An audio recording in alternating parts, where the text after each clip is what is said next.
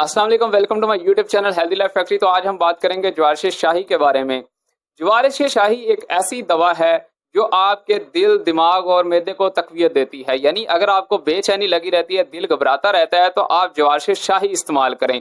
ये आपको कर्शी कंपनी की जो है ना 220 रुपए की मिल जाएगी।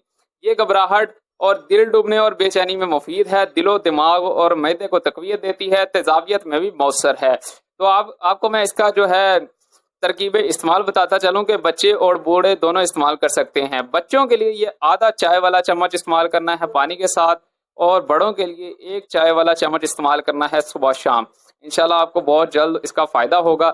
ये आपको कर्शी कंपनी की 220 रुपए की किसी भी पंसार स्टोर से मिल सकती है। अगर आपको वीडियो अच्छी लगी तो लाइक एंड सब्सक्राइब लाजमी कीजिएगा, और आने वाली वीडियोस को देखने के लिए बेल आइकन दबाना मत भूलें। शुक्रिया।